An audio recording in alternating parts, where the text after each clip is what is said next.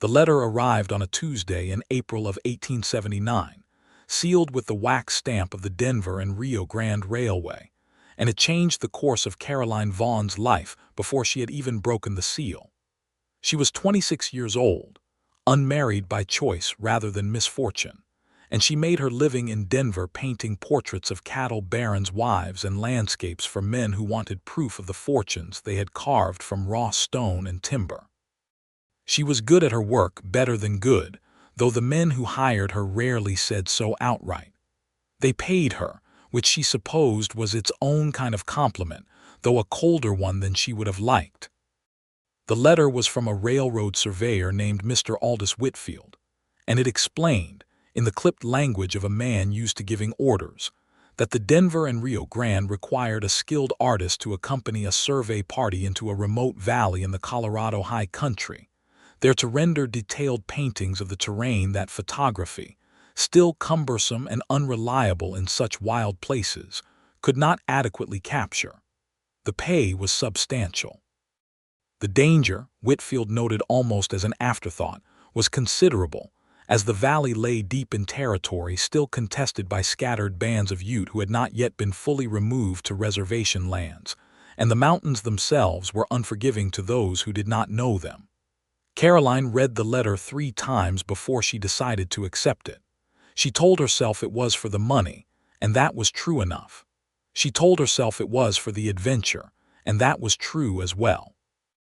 But beneath both of those reasons lay a third, one she did not say aloud even to herself. She was tired of painting parlors and painted faces, tired of capturing wealth that had never once asked her opinion of it. She wanted to paint something that belonged to no one, something true. She did not yet know that the valley she was hired to paint would come to feel, before the season was through, as though it belonged to her more than any place ever had.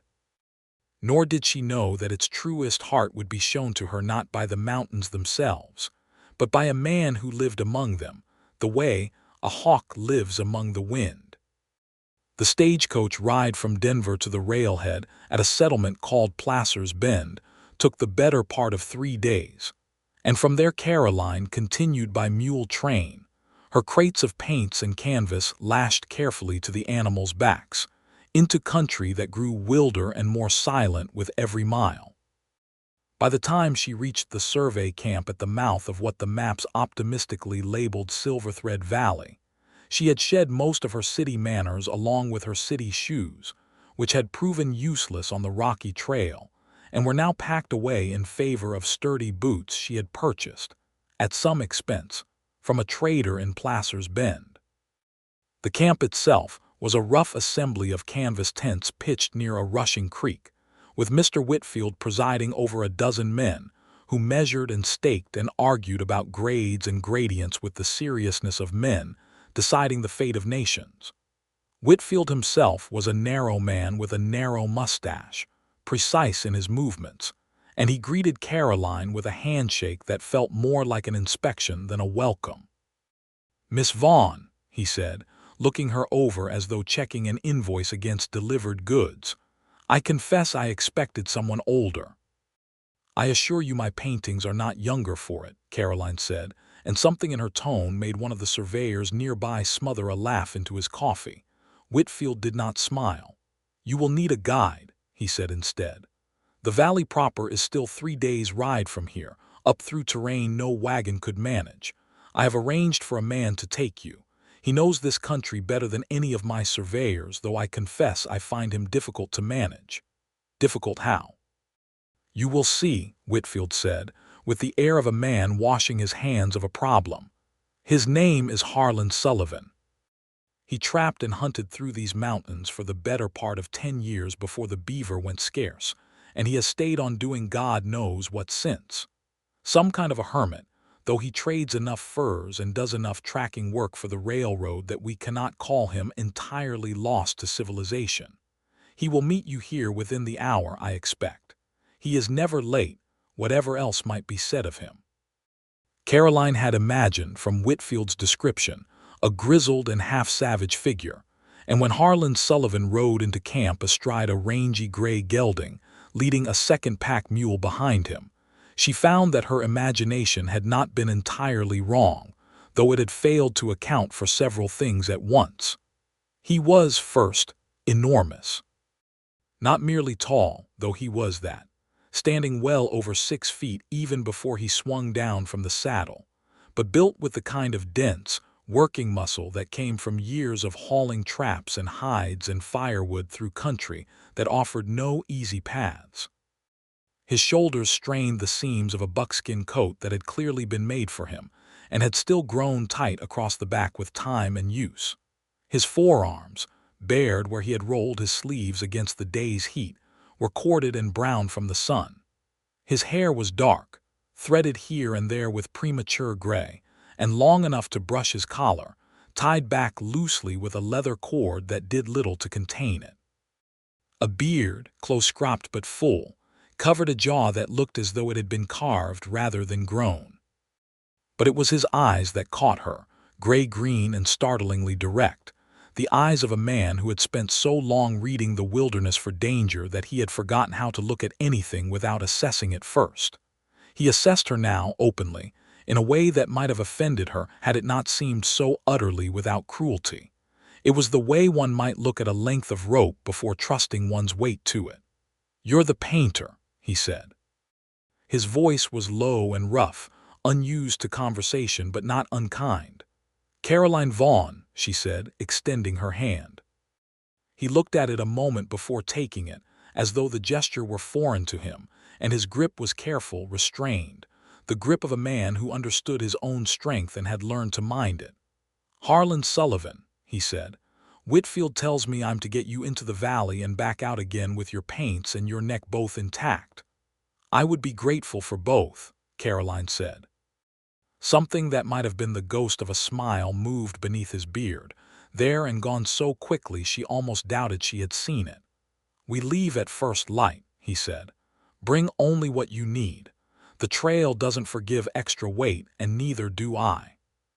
He turned to see to his animals without waiting for her reply, and Caroline stood for a moment watching him go, aware of a small, unfamiliar flutter beneath her ribs that she attributed, firmly and without further examination, to the excitement of the journey ahead. That night she lay awake in her tent longer than she should have, listening to the creak and the wind and the distant call of something that might have been a wolf, and she found herself thinking not of the valley she had come to paint, but of gray-green eyes that had looked at her as though trying to decide whether she would break. They left at first light, as he had said they would, and Caroline discovered within the first hour that Harlan Sullivan was a man of few words but exacting standards. He checked her cinch himself before they set out, adjusted the balance of her painting supplies on the pack mule without asking, and set a pace up the first switchbacking trail that had her breathing hard within 20 minutes. "You'll want to breathe from your belly, not your chest," he said, not turning around. "Chest breathing at this altitude will have you dizzy by noon. I'm familiar with mountains, Mr. Sullivan." "You're familiar with mountains from a stagecoach window, Miss Vaughn," he said. "This is different country." She wanted to argue, mostly on principle, but found she had no breath to spare for it, and so she breathed from her belly as instructed and said nothing more for some time. The trail climbed through stands of aspen just beginning to leaf out, pale green against the darker pines, and Caroline found her artist's eye cataloging colors even as her body protested the climb. The silver gray of the aspen bark, the rust red of exposed granite where the trail cut through rock, the impossible blue of a sky so clear it seemed to have no ceiling at all. By midday, when Harlan called a halt beside a stream to rest the animals, she had almost forgot to be tired, so absorbed was she in the shifting light. "You've got a strange look on your face," Harlan said, handing her a strip of dried venison from his saddlebag. "I was thinking how I would mix that color," she said, gesturing at the water where it ran shallow over stones, catching the light in 100 small fractures. "It isn't blue and it isn't green. It's both and neither." He looked at the water for a long moment as though seeing it fresh through her description. "Never thought of it as needing a name," he said. "It's just the creek." "Everything needs a name," Caroline said. Or a color at least. That's how I remember things. Not by what they're called, but by what they look like when the light hits them a certain way. Harlan was quiet, chewing his own strip of venison, and when he spoke again his voice had lost some of its earlier wariness. "There's a place," he said slowly, "up past where we're headed that no survey map has ever gotten right. Whitfield's men have been out to the valley twice now and drawn their lines, and neither time did they go far enough in to see what's really there." "What's really there?" He shook his head. "Can't rightly describe it. That's your work, not mine." He looked at her then, that same assessing look from the morning before, but softer now, considering. "Maybe I'll show you if we have time enough. It isn't on Whitfield's survey route, but it's worth the seeing." Caroline felt that same small flutter beneath her ribs again, sharper this time. "I would like that very much, Mr. Sullivan." "Harlan," he said, "if we're to spend the better part of a season in these mountains together, I'd as soon not be Mr. Sullivan to you the whole while." "Harlan then," she said, and something in the way he nodded, satisfied, told her she had passed some manner of test she had not known she was taking. They reached the edge of Silverthread Valley on the evening of the second day, and Caroline understood, the moment the trees fell away and the whole sweep of it opened before her, why the Denver and Rio Grande wanted it recorded so carefully, and why Whitfield's ordinary surveyors, with their transits and their chains, would never manage to capture what needed capturing.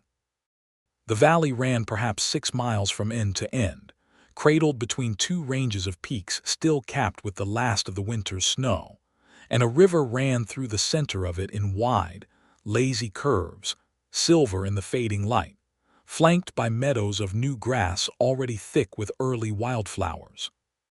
Elk moved at the far tree line, unbothered by the distant human presence, and somewhere a hawk called, and the whole scene had the quality of something not merely beautiful but complete, as though nothing needed to be added or subtracted from it to make it perfect. "Lord," Caroline said softly, and it was not quite a prayer and not quite anything else, but the closest word she had for what she felt. Harlan said, and there was something proprietary and tender in the sound of a man looking at something he loved and was afraid, in some private corner of himself, that he might lose. "Why does the railroad want this valley?" Caroline asked. "Surely there are easier grades elsewhere." "There's a pass at the far end," Harlan said, pointing to a notch between two peaks that Caroline could just make out in the dimming light. "Whitfield's men think it's the only way through this stretch of range that a locomotive could manage without a dozen switchbacks and twice the blasting. If they're right, this valley won't stay like this long. They'll run tracks straight through the meadow, put up water towers and section houses, and in 10 years there won't be an elk within 20 miles that hasn't learned to run from a train whistle." Caroline felt something cold settle in her stomach. "And you've known this? All this time you've been guiding for them?" "I've known it," Harlan said, and his jaw tightened. "A man's got to eat, Miss Vaughn, and hunting and trapping alone don't fill a larder like they used to, but I won't pretend I like what's coming. This valley's the last of its kind for 100 miles in any direction. Once the railroad's men are done with their surveying and their blasting, it'll be a different place entirely. Then why show me the parts they haven't seen?" He looked at her for a long moment, and in the last light of the sun his eyes seemed almost to glow. "Because someone ought to see it as it really is," he said, "before it's gone. And because I think you might be the sort who'd paint it true, rather than just useful." They made camp that evening at the edge of the valley, and over a small fire Harlan showed her, without being asked, how to keep the flames low enough not to draw unwanted attention, and how to hang the food away from the camp so as not to invite bears down from the higher slopes. Caroline listened and learned, and found herself grateful for the careful, unhurried way he explained things, never condescending, never impatient with her ignorance, only patient in the manner of a man used to teaching skills that mattered more than manners. "You've done this a long while," she said, watching the fire. 10 years trapping, near enough 5 more just living out here since the beaver trade went bust," he said. Started when I was younger than you are now. Came west after the war, my family gone, nothing much holding me anywhere else." "The war," Caroline said carefully. "You fought." "I did." He did not elaborate, and she did not press, sensing in the set of his shoulders a door she had no right to open uninvited. "I lost my mother when I was small," she offered instead, in exchange of something, though she was not sure why she felt compelled to give it. "My father raised me alone in Ohio until he passed when I was 20. He was the one who taught me to paint. Said I had an eye for it before I had the skill, and the skill would come if I kept working." "Was he right?" "I believe so," Caroline said, "though I sometimes wonder whether I paint because I love it or because it's the last thing that connects me to him." Harlan was quiet a moment. "Might be both," he said. "Things don't always have to be one or the other." She looked at him across the firelight. This large, quiet, careful man who had somehow, in a single day's ride, moved from stranger to something she had no easy name for, and she felt the flutter beneath her ribs settle into something steadier, something that felt less like excitement and more like recognition. "Thank you," she said, "for bringing me here. Whatever else comes of this survey, I don't think I'll forget the sight of that valley opening up the way it did." "Wait until morning," Harlan said, and there was warmth in his rough voice now, unmistakable. "Morning light does things to this place that evening can't match." She slept better than she had any right to expect, given the hard ground and the strange sounds of the wilderness around her. And when she woke, it was to find the valley bathed in the pale gold of new sunrise, mist rising off the river in slow curling ribbons, and Harlan already awake, crouched by the rekindled fire with coffee brewing in a battered tin pot. "Morning," he said, and there was something almost shy in the way he said it, as though the word carried more weight between them now than it had the day before. "Good morning," Caroline said, and found herself smiling before she had decided to. Over the following days, Caroline began her work in earnest. Whitfield had provided a detailed list of vantage points his surveyors wanted rendered. The approach to the pass at the valley's far end, the width of the river at 3 separate points where bridge crossings might be needed, the grade of the slopes where cuttings might be blasted. Caroline set up her easel at each location in turn, sketching first in charcoal before committing to paint, and Harlan, true to his word, stayed near her through all of it, sometimes hunting small game for their supper, sometimes simply sitting a respectful distance away, watching the valley with the same careful attention he gave to everything, as though memorizing it against some future loss. She found herself watching him nearly as often as she watched the landscape, and told herself it was merely an artist's habit, cataloging the play of muscle across his back as he split firewood, the way sunlight caught the gray threaded through his dark hair, the particular stillness that came over him when he spotted movement at the tree line, some deer or elk that Caroline would never have seen without his low murmured direction to look there. "Just there, do you see?" On the 4th day, working at a bend in the river where the current pooled deep and slow beneath an outcrop of pale stone, Caroline lost track of the fading light and found herself still working as the sun dropped behind the western peaks, chasing a particular shade of violet across the water before it disappeared entirely. "You'll ruin your eyes working in this light," Harlan said, appearing at her shoulder with the quiet tread she had come to expect from him, though it never failed to startle her a little, so silently did he move for a man his size. "Just a few more minutes," Caroline murmured, mixing a stroke of violet with a touch of gray. "The light won't come back the same way tomorrow." "No," Harlan agreed, "it won't. Light never does." He was quiet a moment, looking not at her painting but at her face, intent on her work. "You love this," he said. It was not quite a question. "More than almost anything," Caroline said. "When I'm painting, I forget to be anything but exactly where I am. No worrying about the past, no fretting over what comes next. Just this moment and the color of it." "Must be a fine way to live," Harlan said. "I feel something like that sometimes, tracking. When you're following a trail close enough, Reading the ground and the broken branches and the way the grass lies, there isn't room in your head for anything else either. Just the moment and what it's telling you. Perhaps we're not so different then, Caroline said, looking up at him. Only my trail is made of light instead of footprints. Something shifted in his expression, something that might have been surprise at being understood so easily. And for a moment neither of them spoke, the only sound the murmur of the river below and the first stirring of night birds in the trees. Caroline, he said, and it was the first time he had used her given name, and the sound of it in his low, rough voice did something to her chest that she had no ready explanation for. I ought to tell you. Whitfield's men found sign of a Ute hunting party 3 days south of here, before you arrived.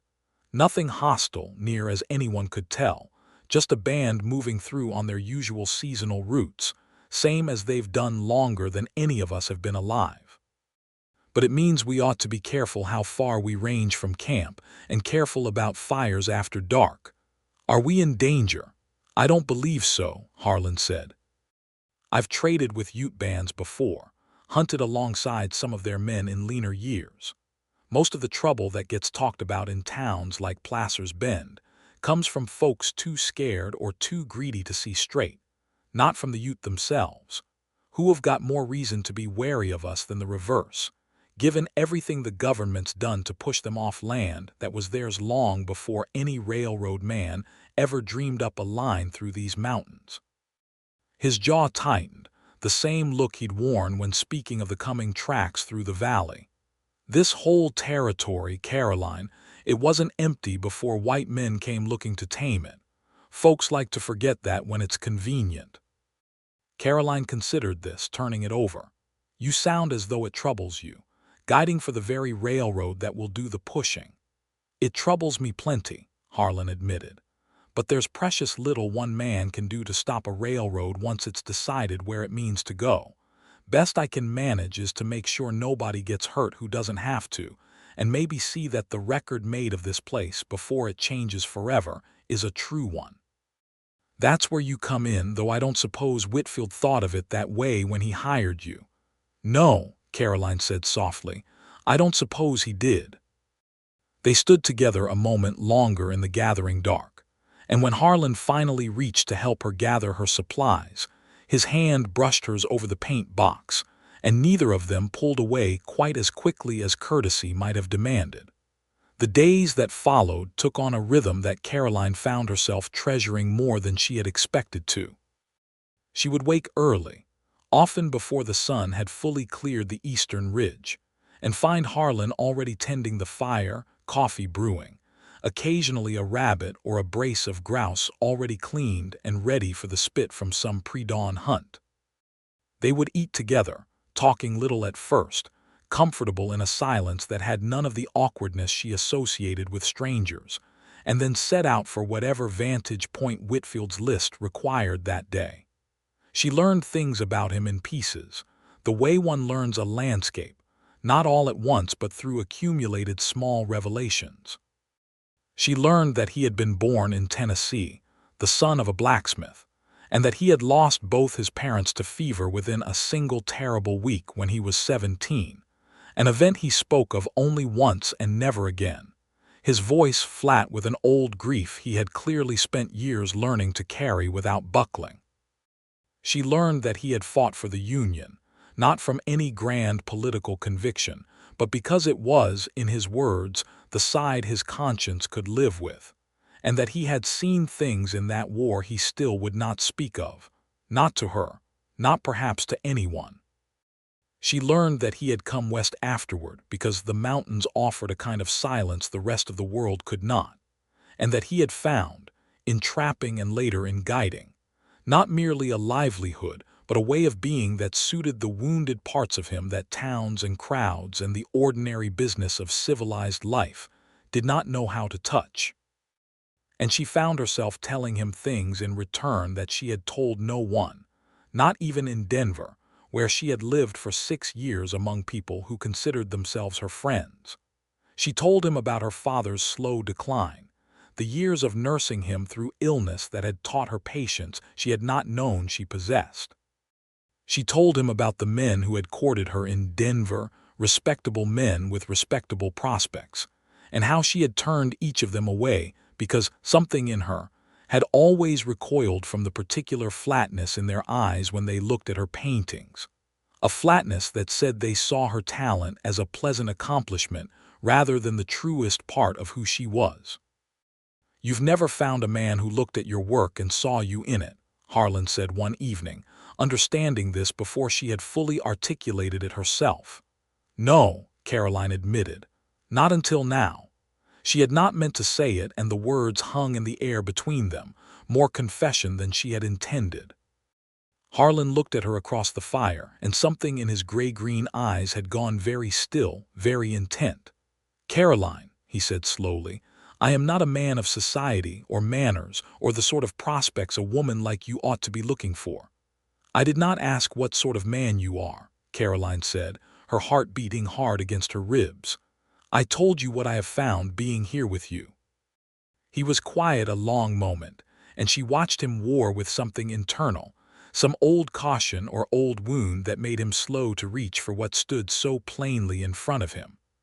"I have lived alone a long time," he said finally. "I had near forgotten what it was to want something more than solitude and survival. I'm not sure I know how to want carefully anymore." "Then want carelessly," Caroline said, surprising herself with her own boldness. "I'm not asking for careful, Harlan. I'm asking for true."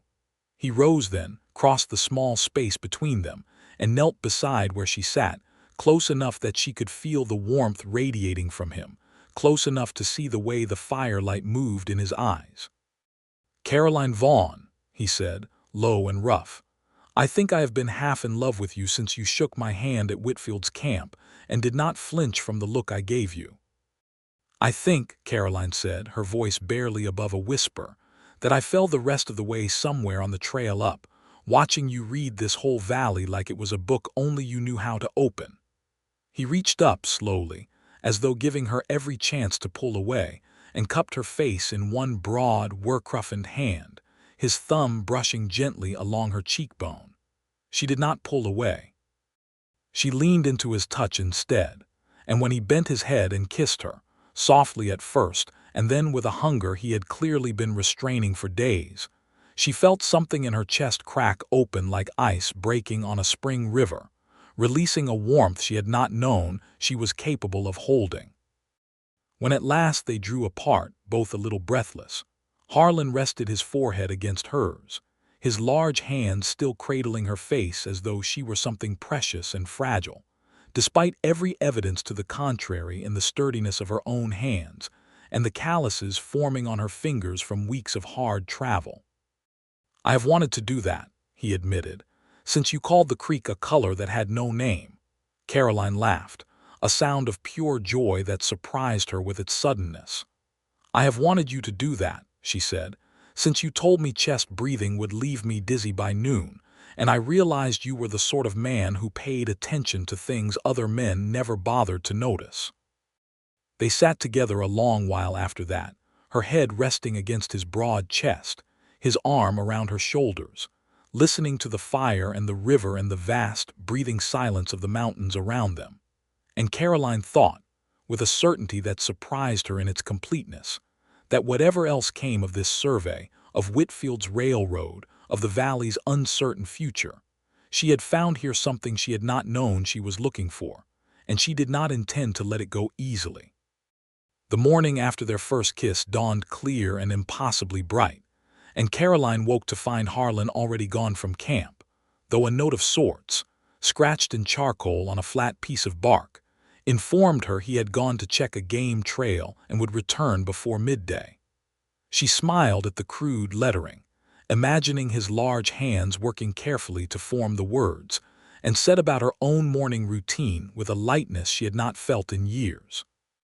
He returned as promised, a pair of grouse slung over his shoulder, and something in the way his eyes found hers across the camp, warm and unguarded, told her that whatever had shifted between them the night before had not been a fever dream born of firelight and mountain solitude, but something real and lasting that had survived the cold clarity of morning.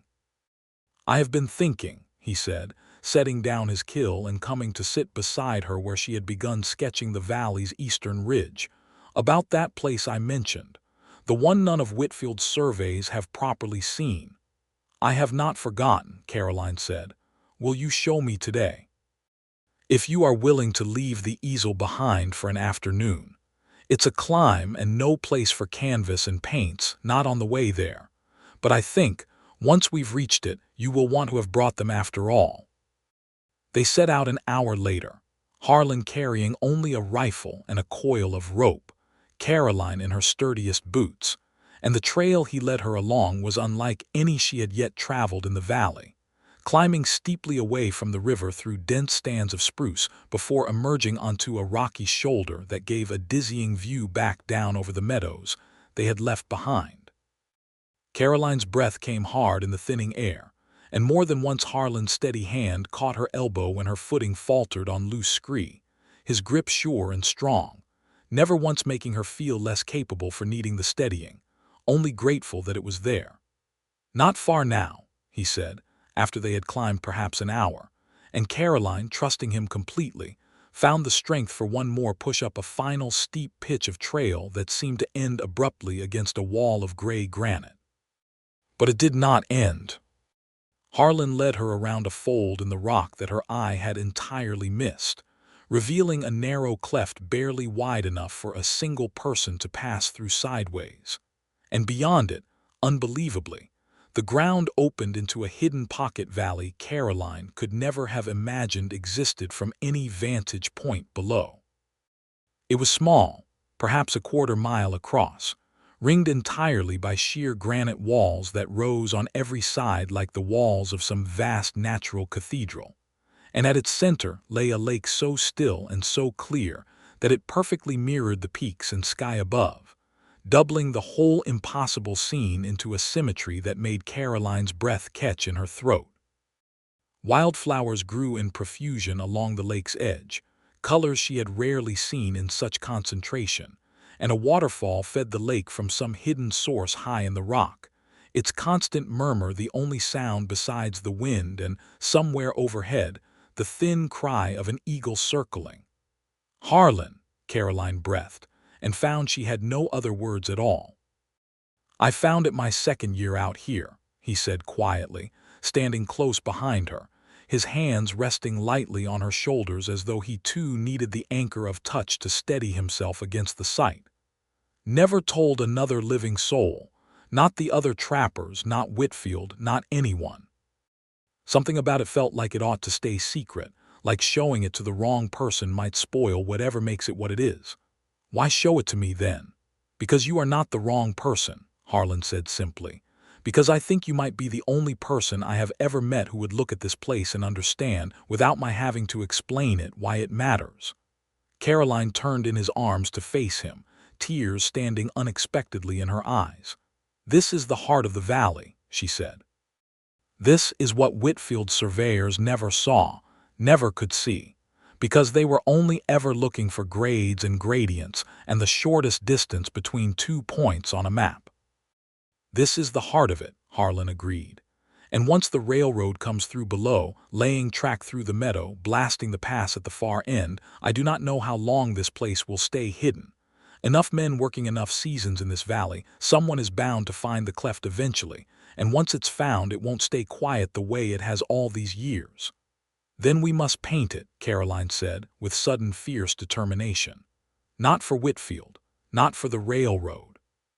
For its own sake, so that whatever happens to it after, there will be a true record that it existed exactly as it is now, wild and untouched and perfect." Harlan looked at her for a long moment, something fierce and tender warring in his gray-green eyes, and then he kissed her again, deeply, one hand tangling in her hair, the other pressed firm against the small of her back, and Caroline felt the whole hidden valley seem to hold its breath around them, waiting. They returned the following day with her paints and canvas, and over the next week, whenever Whitfield's list of required vantage points allowed a few stolen hours, they climbed together to the hidden lake, and Caroline worked with a focus and passion she had never before brought to any canvas.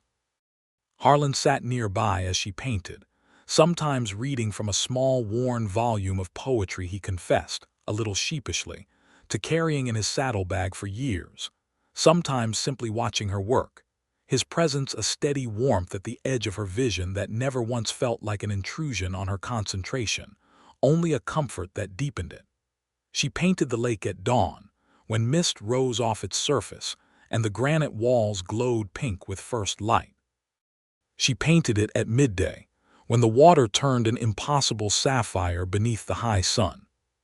She painted it in the last hour before dusk, when the wildflowers along the shore seemed to hold the day's last warmth in their petals, even as the shadows deepened around them. And in every painting, though she never told Harlan this directly, she found she had somehow worked in some suggestion of him, a broad shoulder glimpsed at the canvas edge, a dark head bent over a book, the particular quality of stillness that surrounded him wherever he sat, as though he had become inseparable in her mind from the place itself.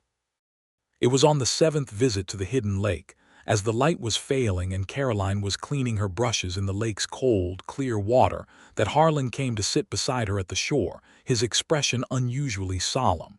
"Caroline," he said, "I have something I need to tell you, and I am not certain how you will take it." Her stomach tightened with sudden apprehension. "Tell me." "Whitfield sent word up with the last supply mule," Harlan said. "The railroad's chief engineer is coming out to inspect the valley himself within the fortnight, to confirm the route before the company commits to the expense of blasting the pass. If he approves the route, as everyone expects he will, the survey work will be finished, and there will be no more reason for the company to keep paying either of us to be here."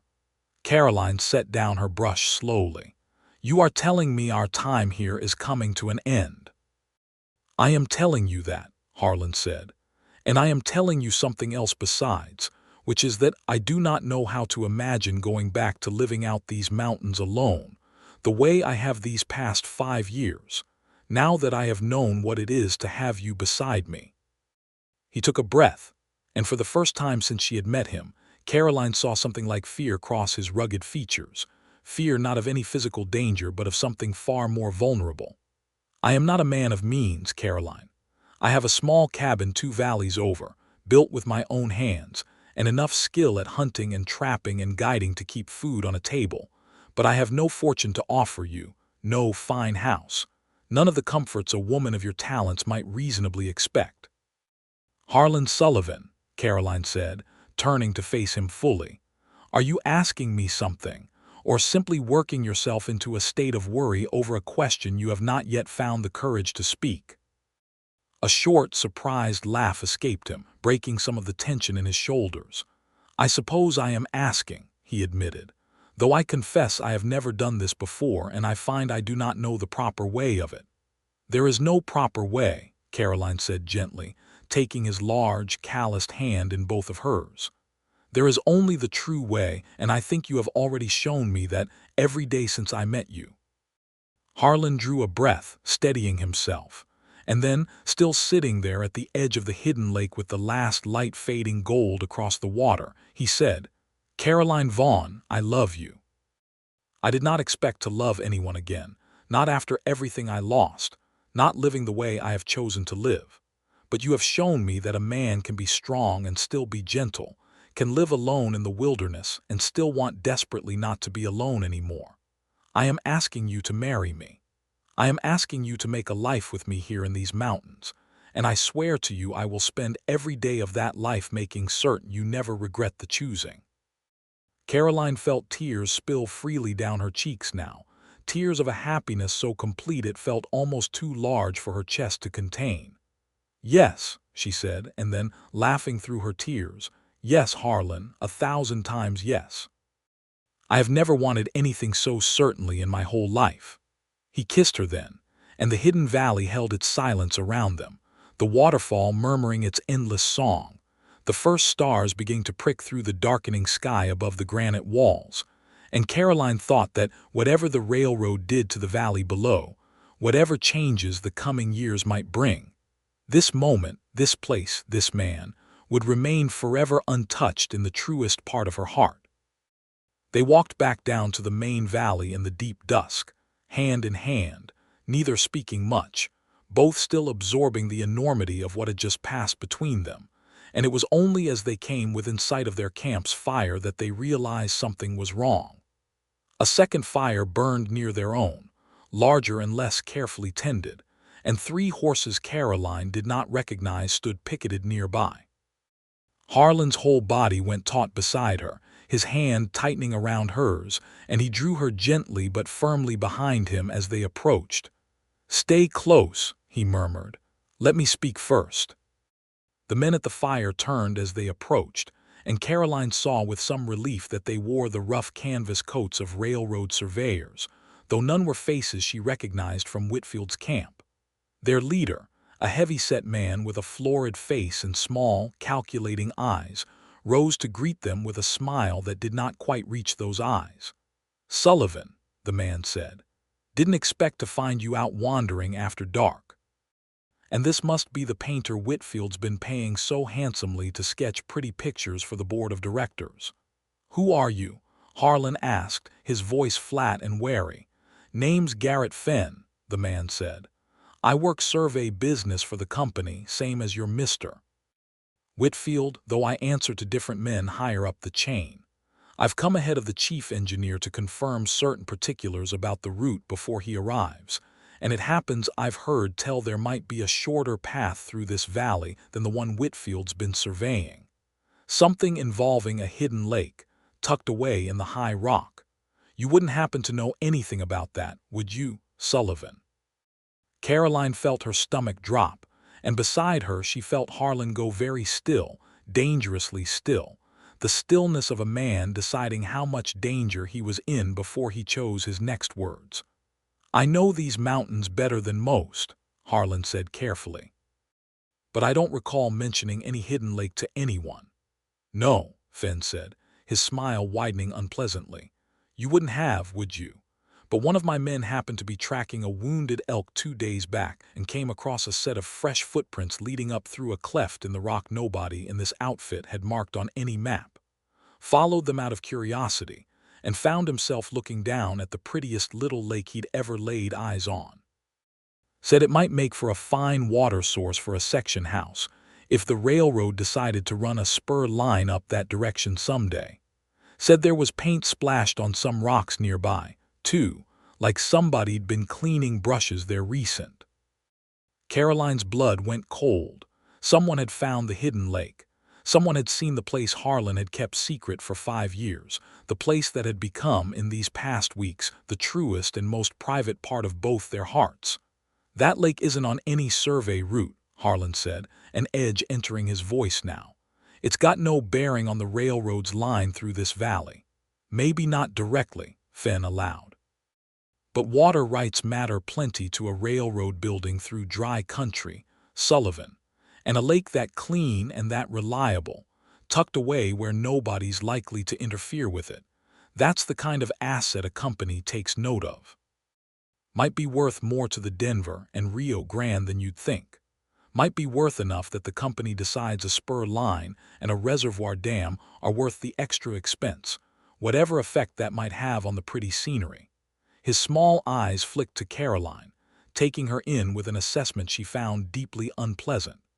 "Unless, of course, somebody with influence over the survey report happened to leave that particular feature off the official record entirely. Wouldn't be hard, for the right consideration.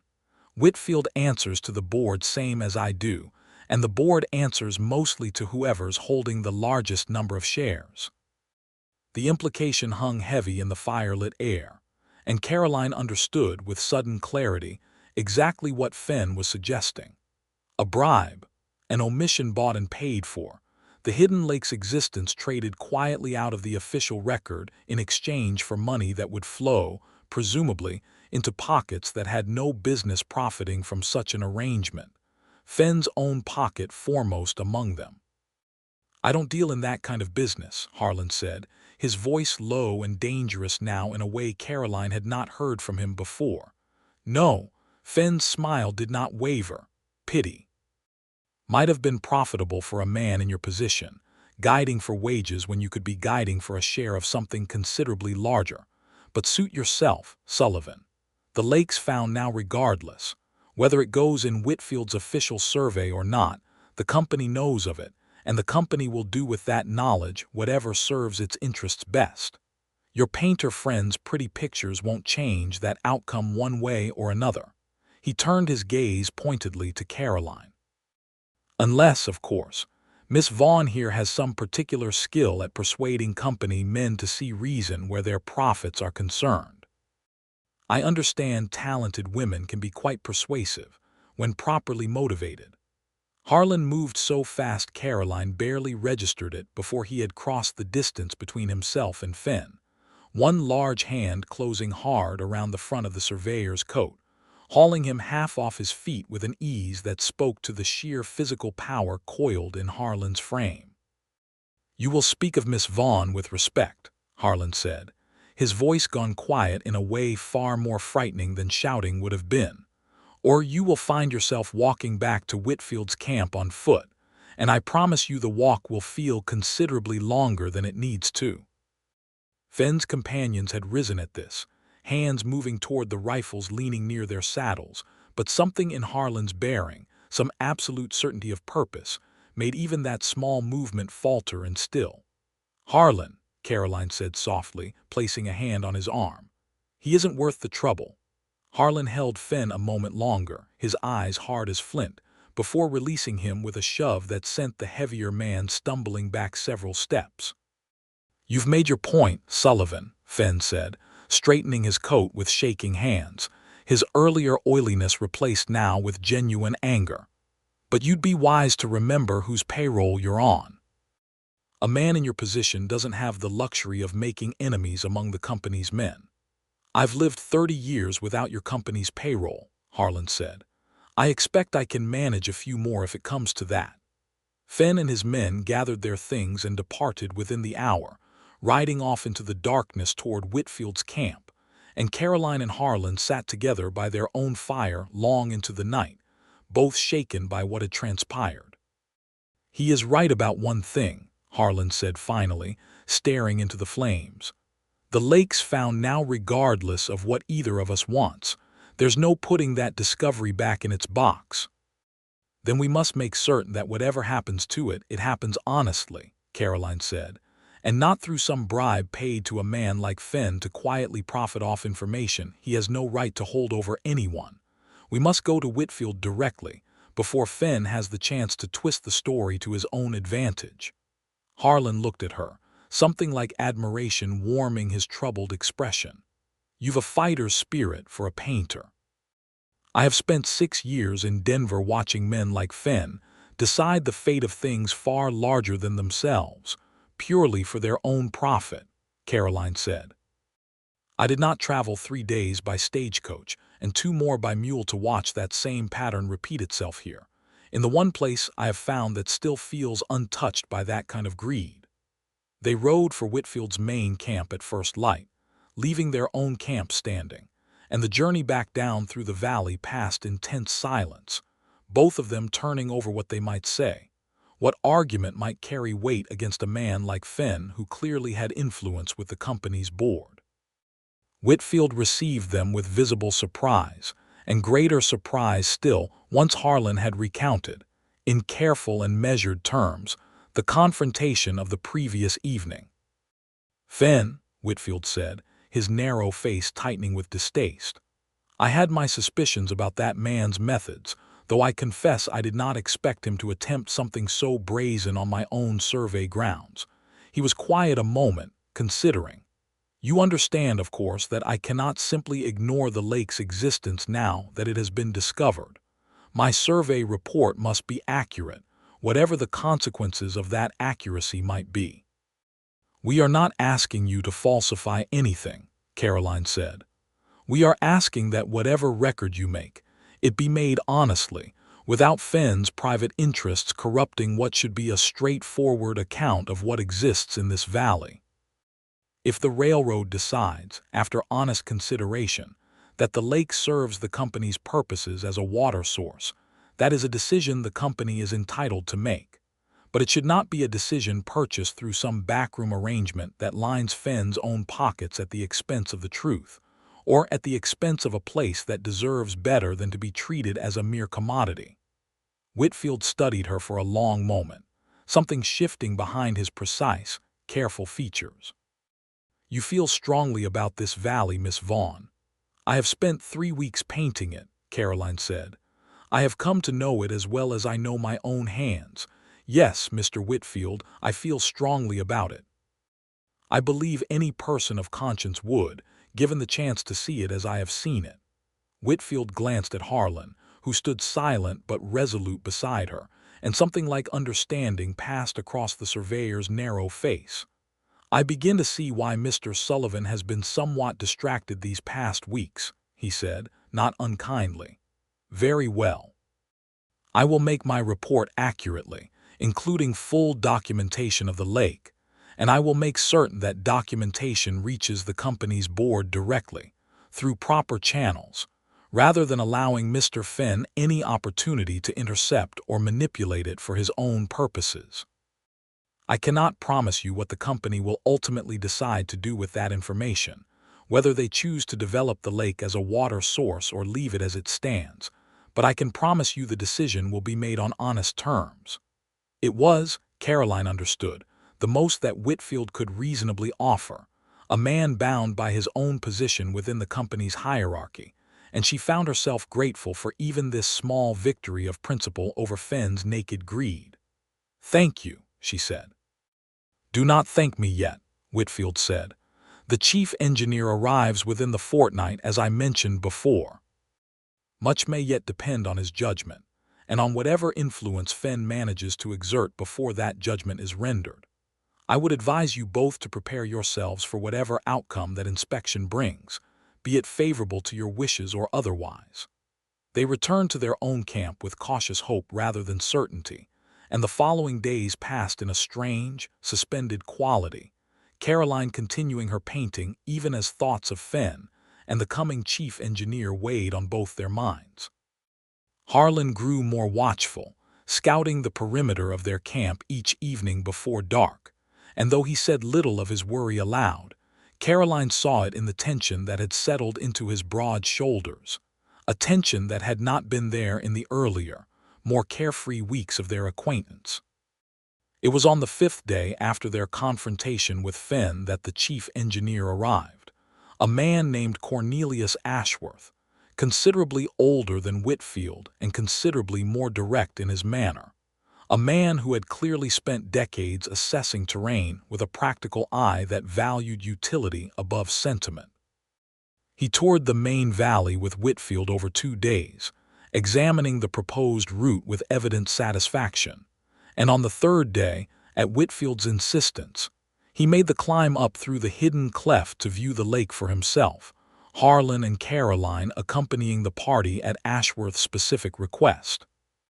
Ashworth stood at the lake's edge for a long time, saying nothing, his weathered face unreadable, while Fenn, who had arrived separately and insisted on joining the inspection, hovered nearby with poorly concealed impatience. "A fine water source," Ashworth said finally. "The elevation would present certain engineering challenges for a reservoir installation, and the approach through that cleft is too narrow for any equipment larger than a pack mule could manage. Any spur line or pipeline would require considerable additional blasting through solid granite, at an expense I doubt the board would readily approve given the modest benefit gained." He turned, studying Fenn with an expression that suggested he had already formed certain private conclusions about that gentleman's earlier communications regarding the site. "I will note in my report that the lake exists, and that its potential utility to the company is limited given the terrain constraints.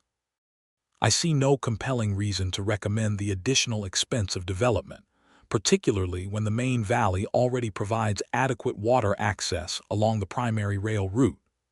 Fenn's face had gone through several shades of color during this pronouncement, settling finally on a mottled red that suggested considerable suppressed anger, but he said nothing in the engineer's presence, merely nodding stiffly, before turning away toward the cleft's narrow entrance. Caroline felt a wave of relief so powerful it nearly buckled her knees, and beside her she felt Harlan's hand find hers, gripping tight. "You are certain," Whitfield said carefully to Ashworth, once Fenn had departed down the trail, "that this decision rests purely on engineering merit and not on any other consideration?"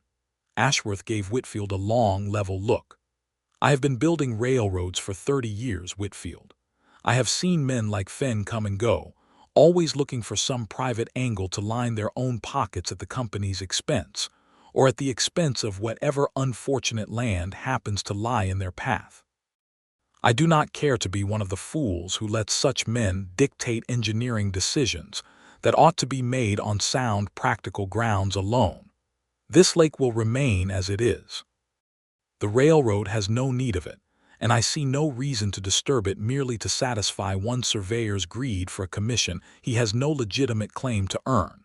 He glanced at Caroline's easel, set up near the shore where she had been working before the party's arrival. "Your paintings, Miss Vaughn, I understand, have already provided the company with more than adequate documentation of this valley's character for our purposes.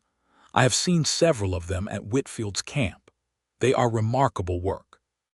It would be a shame to see such a place needlessly disturbed, when the primary purpose of the survey can be so thoroughly satisfied without that disturbance." Caroline felt tears prick at her eyes for the second time in that hidden valley, though these tears carried none of the earlier evening's uncertainty, only overwhelming relief and gratitude. "Thank you, Mr. Ashworth. You do not know what this place means." "I begin to understand," Ashworth said, with a small, knowing glance between Caroline and Harlan's still-joined hands, "rather more than you might expect." The party departed soon after, leaving Caroline and Harlan alone once more at the lake's edge, and for a long while neither of them spoke, simply standing together absorbing the enormity of the reprieve that had just been granted. "It is safe," Caroline said finally, wonderingly. "The lake, this whole hidden place, it will stay as it is." "For now," Harlan said, though his voice carried none of his earlier grimness, only a cautious hope. "Railroads change their plans, Caroline. Someday the company may decide differently, may find some other reason to reach up into this cleft after all. I cannot promise you this place stays untouched forever." "No," Caroline agreed. "But it stays untouched today and tomorrow, and for however many years come after until some different reckoning arrives. That is more than I dared hope for 3 days ago." Harlan turned her gently to face him, his large hands cupping her shoulders. "We have something to celebrate then," he said, "beyond even what we already had reason to celebrate." "We have a great deal to celebrate," Caroline agreed, smiling up at him, and when he kissed her this time, there was a lightness in it that had been absent since Fenn's arrival, a return of the easy joy that had first bloomed between them at this very lake shore. The survey work concluded within the week that followed, Whitfield's final report submitted through proper channels exactly as promised, with full and honest documentation of the hidden lake included, and Fenn, thoroughly outmaneuvered and evidently unwilling to risk further confrontation with a chief engineer who had shown no patience for his schemes, departed the territory entirely, bound, Whitfield mentioned with some satisfaction, for a considerably less prestigious posting on a spur line in Kansas that the company had been struggling to staff. With the survey complete, Caroline's official employment with the Denver and Rio Grande drew to its natural close, and the question of what came next hung between her and Harlan, with a weight that both of them understood needed addressing before they parted from this valley that had brought them together. They discussed it one evening at their main camp. The fire burned low, stars wheeling overhead in a display of brilliance that no city sky could ever match. "I meant what I said at the lake," Harlan told her. "About marrying you, about building a life together here in these mountains. But I want you to understand fully what that life would mean, Caroline, before you commit yourself to it. My cabin is small, 2 rooms and a loft, built with my own hands but rough by the standards of what you knew in Denver. There is no society out here beyond the occasional trader or trapper passing through. No theaters, no fine shops, none of the comforts a woman of your talents might reasonably expect to enjoy. Winters run long and hard in these mountains, and there have been years I have gone weeks without seeing another living soul besides the animals I hunt. I would not blame you, knowing all that, if you found the prospect wanting. Caroline listened to this careful accounting with a warmth growing steadily in her chest, understanding that he offered it not to discourage her, but out of a fierce, protective honesty that refused to let her enter into their future blind to its difficulties. "Harlan," she said, when he had finished, "do you imagine that I have spent these past weeks blind to any of that? I have slept on hard ground beside you for a month. I have learned to hang food from trees against bears, to breathe from my belly against the altitude, to recognize the particular silence that means danger might be near. I did not fall in love with some romantic notion of the wilderness, untested by its realities.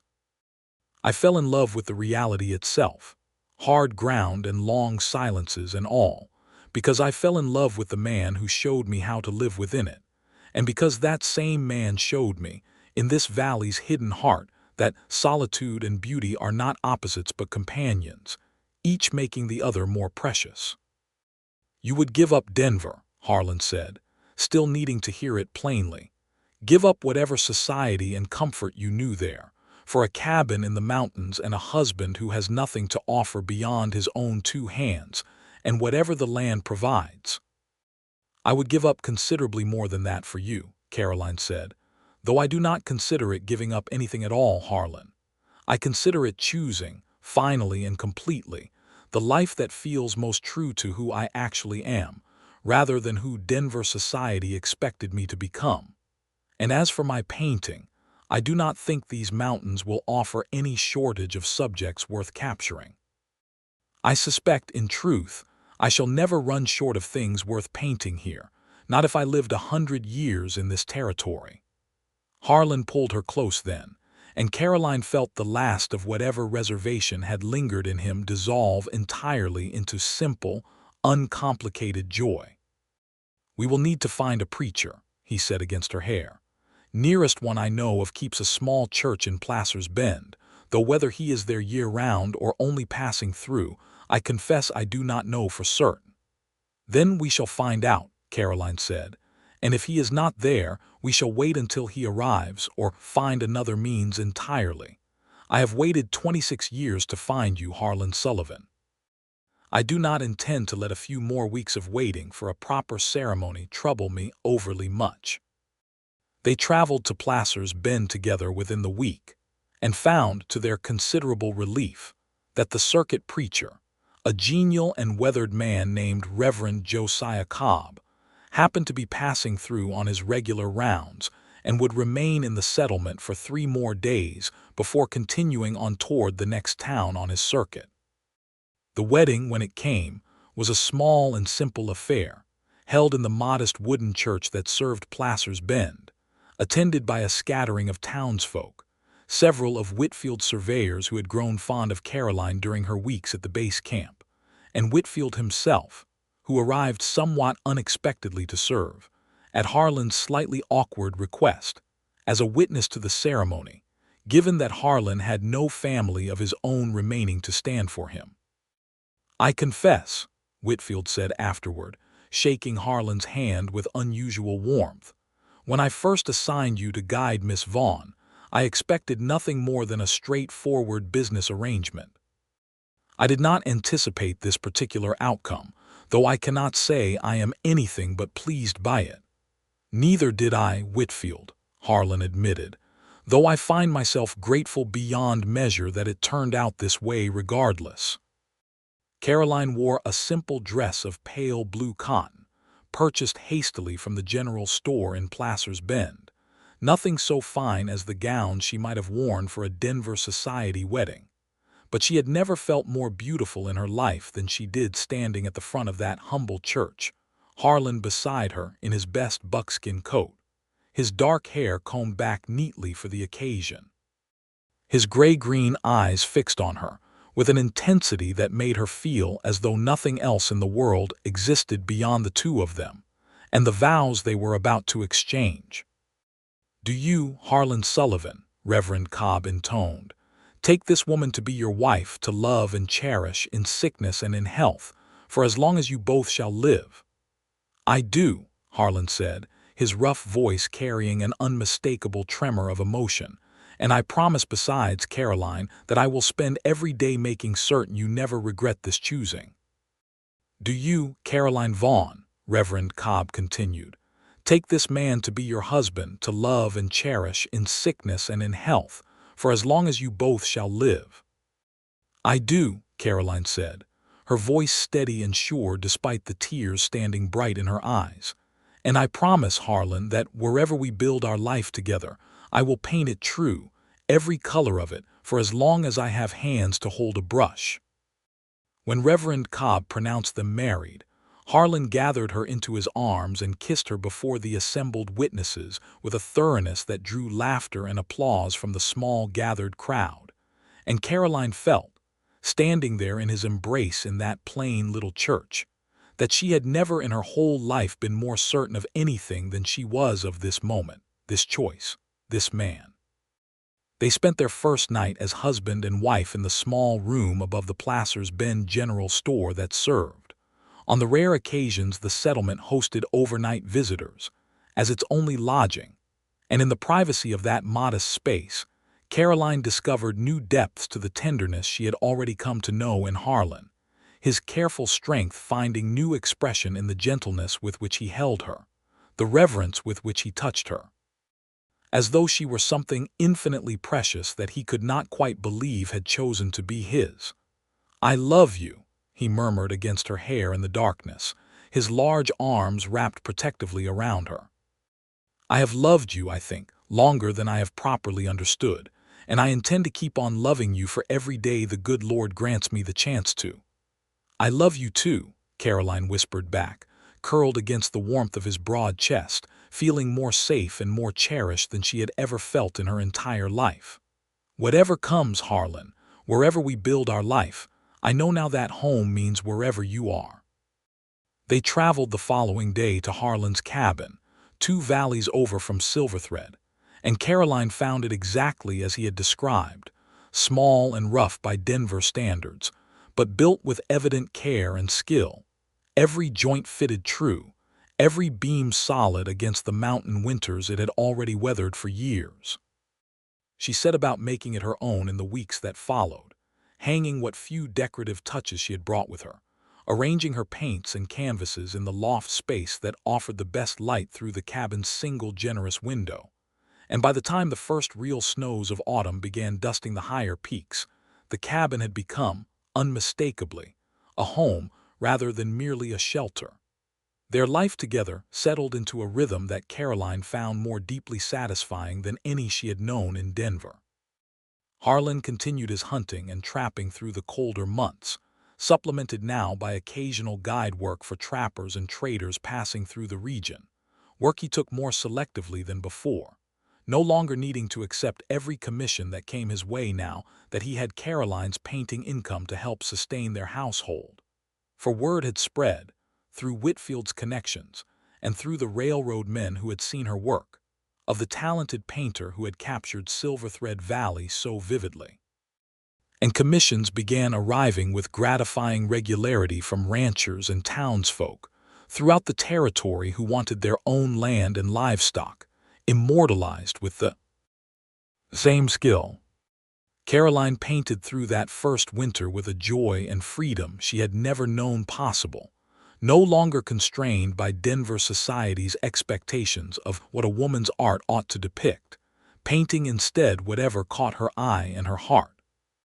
The particular blue shadow snow cast across their cabin's yard in late afternoon, the way frost formed intricate patterns on the single window each morning, Harlan himself, more often than she initially intended, sketched and painted in dozens of small studies that captured him splitting firewood, mending harness, sitting by the fire with his worn volume of poetry, his strong features softened in the warm light in a way that made her heart ache with tenderness every time she looked at the finished work. Spring returned to the mountains, and with it came news, delivered by a passing trader, that the Denver and Rio Grande had indeed begun laying track through the main valley of Silverthread, exactly as Whitfield's survey had recommended. The pass at the valley's far end successfully blasted through, after considerable engineering effort, section houses and water towers rising along the meadow where elk had once grazed undisturbed.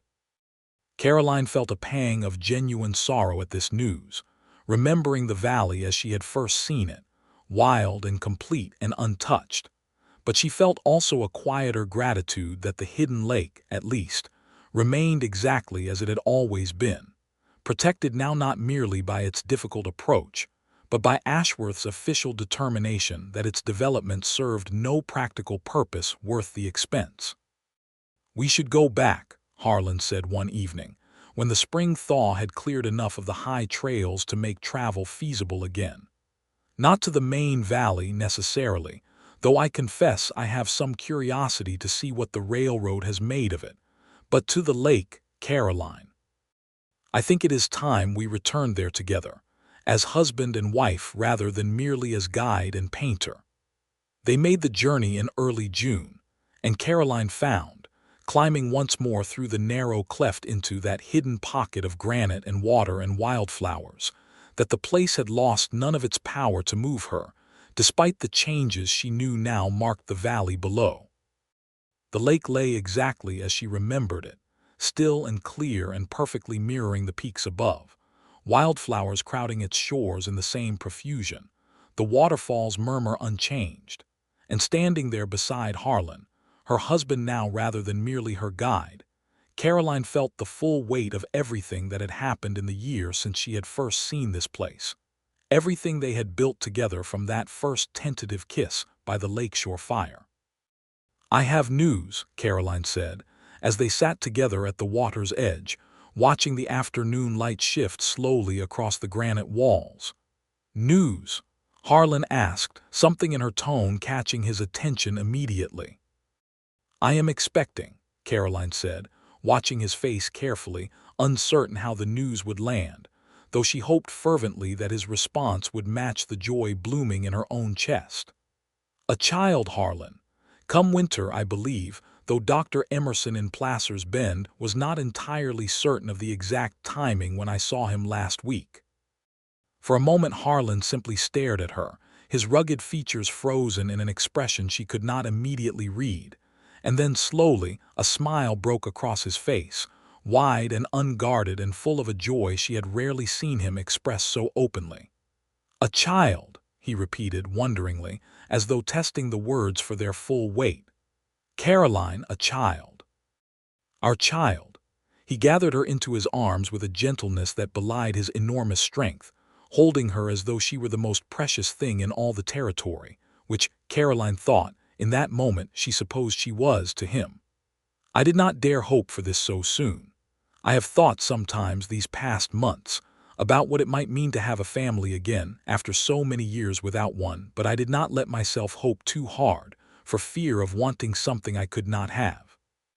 "You have it now," Caroline said, laughing through happy tears, "whether you dared hope for it or not." They sat together a long while at the lake's edge, making plans in the easy, half-serious way of people whose happiness makes every future seem bright and manageable. Whether the child would be a son or a daughter, though both agreed they would be equally overjoyed either way. What name might suit a child born in these mountains? How the cabin's loft space might need reorganizing to accommodate a growing family? Whether Caroline's painting commissions would need to slow during the final months of her confinement. "Whatever comes," Harlan said finally, as the light began to fail and they gathered their things to begin the descent back toward the main trail. "I promise you, Caroline, that our child will grow up knowing this valley the way I have known it, wild and true and full of hidden hearts waiting to be discovered, if only a person knows how to look for them." "And I promise," Caroline said, "to paint every one of those hidden hearts we find together, so that, whatever changes the world brings to these mountains in years to come, Our children will always know exactly what this land looked like when their parents fell in love within it. The child, born that December during a fierce mountain snowstorm that kept Dr. Emerson from reaching the cabin in time, arrived instead with the assistance of a neighboring trapper's wife who had some experience in such matters, and proved to be a son, robust and loud-voiced despite the difficult circumstances of his birth, whom they named Thomas, after Harlan's own long-dead father. Caroline recovered well from the birth, and within weeks had resumed her painting, now often with young Thomas sleeping in a basket near her easel, and Harlan proved as devoted and tender a father as he had been a husband, his enormous strength finding new gentle purpose in the careful way he held his infant son. In the patient hours he spent teaching the boy, as soon as he was old enough to toddle after his father through the cabin's yard, the names of the birds and animals that populated their mountain home. A second child followed 2 years later, a daughter they named Grace, born in the gentler warmth of early autumn, and Caroline found herself, in the years that followed, painting a growing catalog of the valley's seasons and her own family's growth within it. Thomas's first faltering steps captured against a backdrop of spring wildflowers, Grace's infant face peering curiously from beneath a blanket as autumn leaves drifted past the cabin window, Harlan teaching both children, as they grew, the same careful skills he had once taught Caroline herself: how to breathe against altitude, how to read the ground for the passage of deer and elk, how to move through the wilderness with respect rather than fear.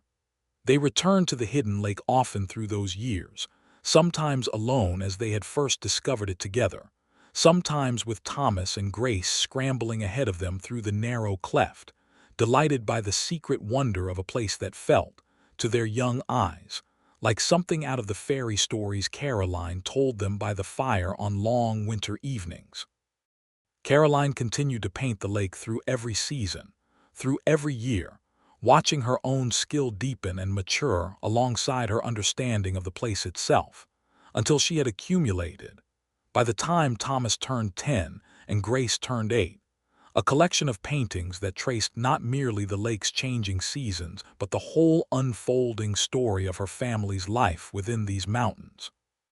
The main valley of Silverthread, meanwhile, had grown considerably busier over those same years, the railroad's presence bringing a small settlement into being near the section house at the valley's western end, complete with a modest general store, a blacksmith's forge, and eventually even a one-room schoolhouse, which Thomas and Grace attended during the months when winter snows did not make the journey too dangerous.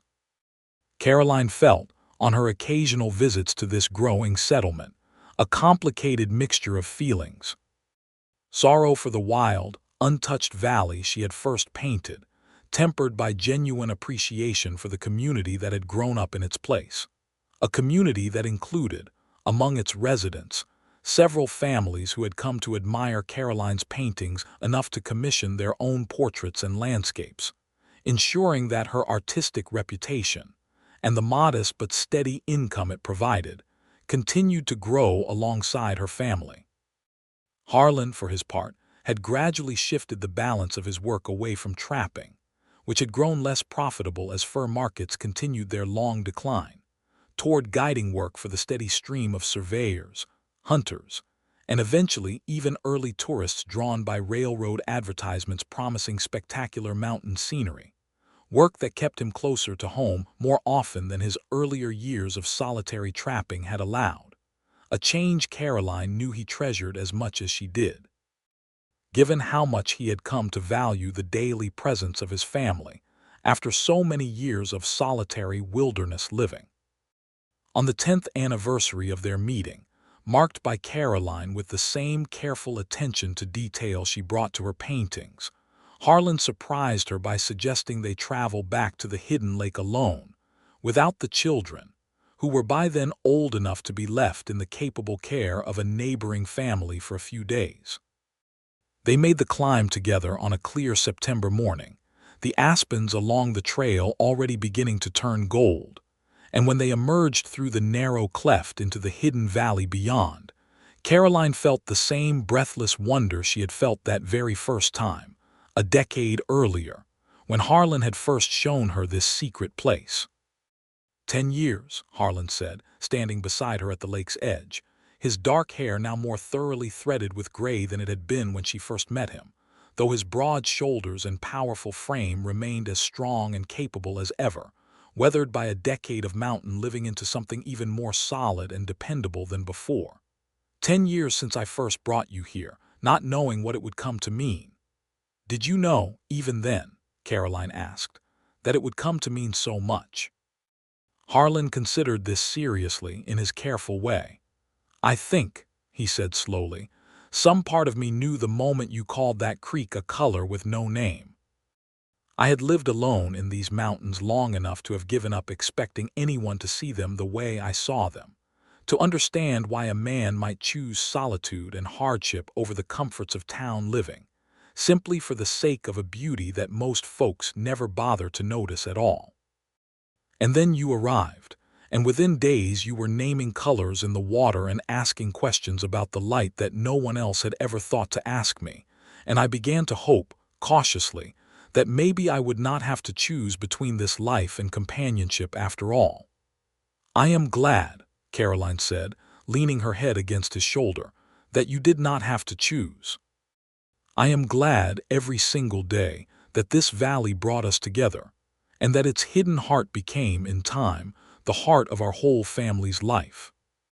They stood together a long while at the lake's edge, watching the afternoon light shift across the still water exactly as it had shifted on that very first visit 10 years before, and Caroline thought, with the deep contentment of a woman who had found exactly the life she was meant to live, that whatever changes had come to the valley below, whatever growth and development had transformed Silverthread from wild frontier into modest mountain settlement, this hidden place, and the love it had witnessed and sheltered, remained exactly as true and exactly as precious as it had been from the very first moment Harlan Sullivan had led her through that narrow granite cleft and shown her, for the first time, the beating heart of the mountains he called home.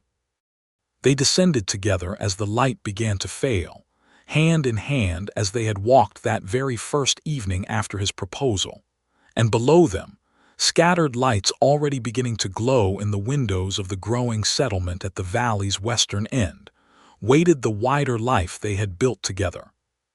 Two children growing strong and capable under their parents' careful teaching, a modest but sturdy cabin that had grown, over the years, an additional room to accommodate their family's expansion, a steady stream of painting commissions that kept Caroline's artistic gift alive and thriving, and a marriage that had only deepened and strengthened with every passing season, tested by hardship and enriched by joy in equal measure.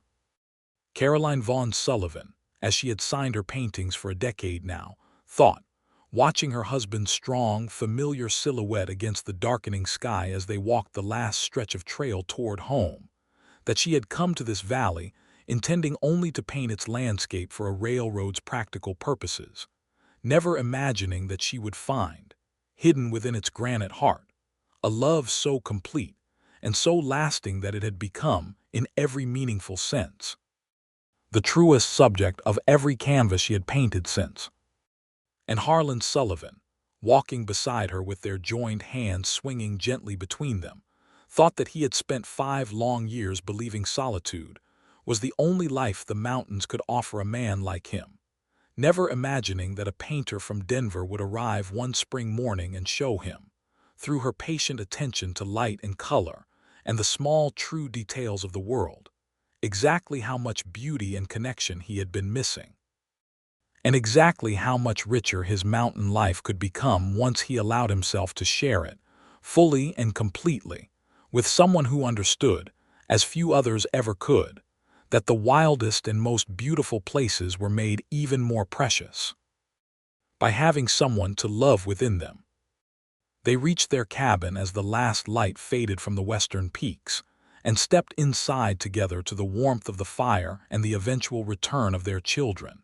And Caroline thought, settling into the life she had chosen and built with such deliberate, joyful care, that this was exactly the ending she had never known to hope for when she first opened Mr. Whitfield's letter a decade before.